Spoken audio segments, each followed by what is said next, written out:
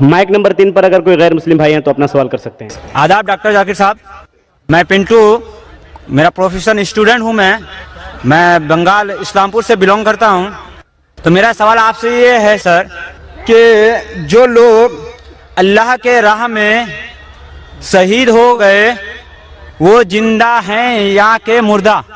और सर एक बात, इस सवाल में अगर छोटी सी और भी बीच में कोई सवाल पैदा हो तो आप बुरा नहीं मानिएगा।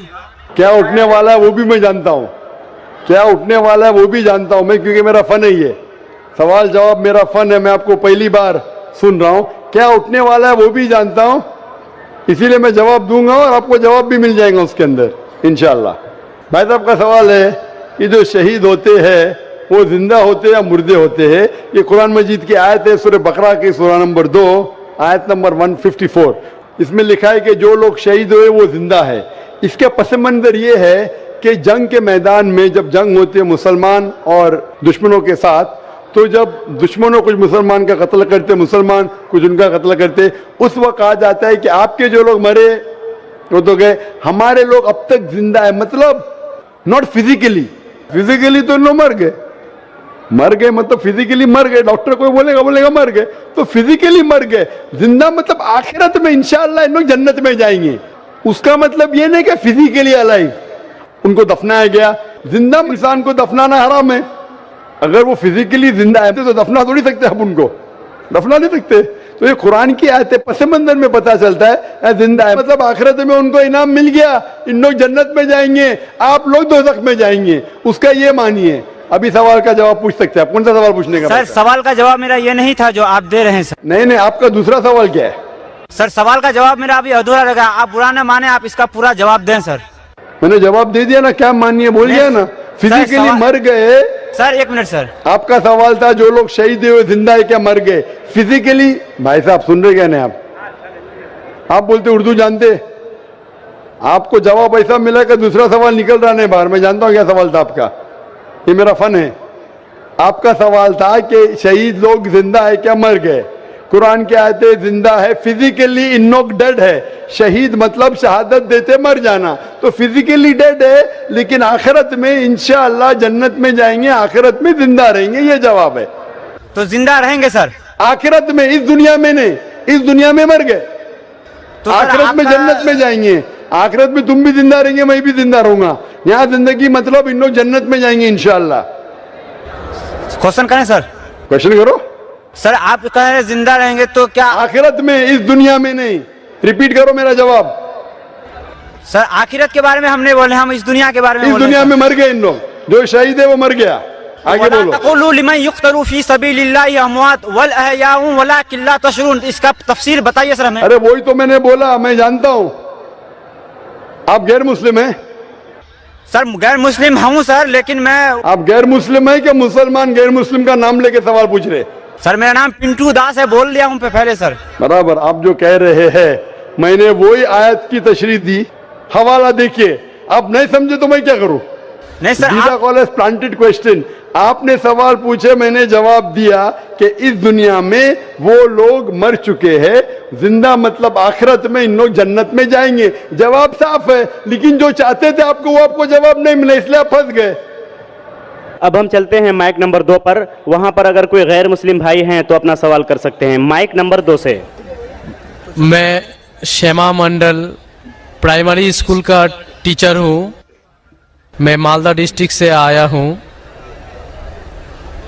मेरा मन में बहुत दिन से कुछ सवाल है मेरा धर्म के प्रति, और जो स्वर्ग और नर्क के बारे में बार बार बोला जाता है, ये सचमुच क्या स्वर्ग और नर्क कहीं पर है?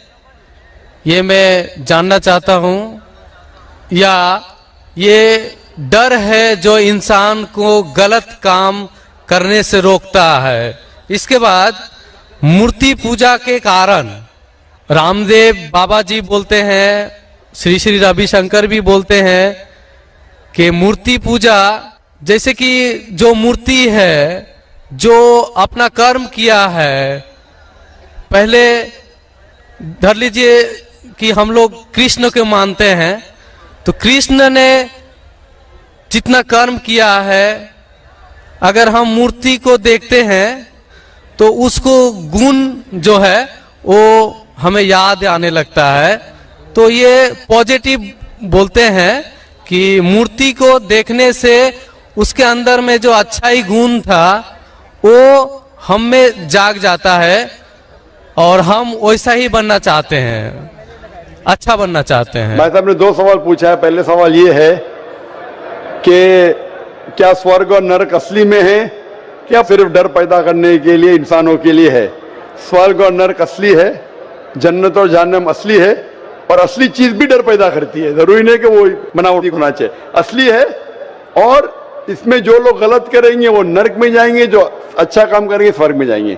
जहां तक कि दूसरा सवाल है कि रामदेव बाबा और श्री श्री रविशंकर कहते हैं कि श्री कृष्ण को जब उसकी तस्वीर को देखते हैं, मूर्ति को देखते हैं, जो अच्छे काम किए वो याद आते हैं और आप उनके जैसा बन जाते हैं।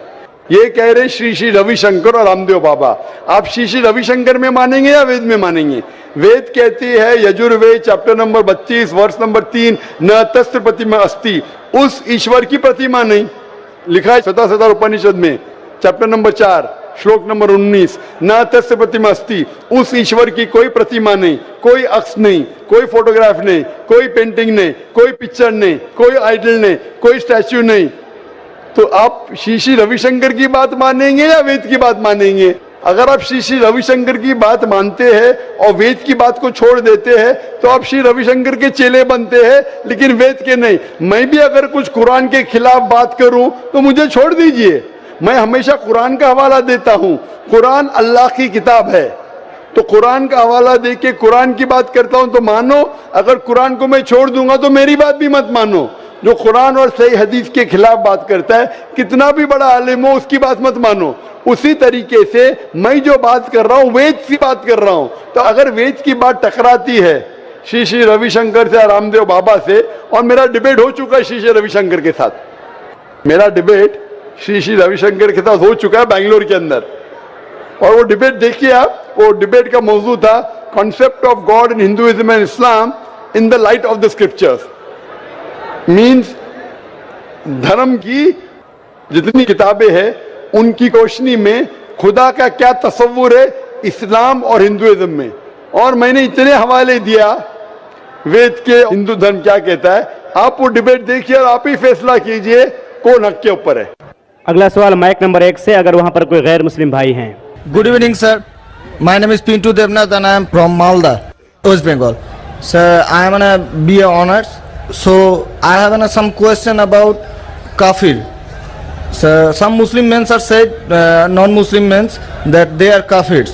So मैं इसके बारे में आविधानिक अर्थ काफिर का जितना तक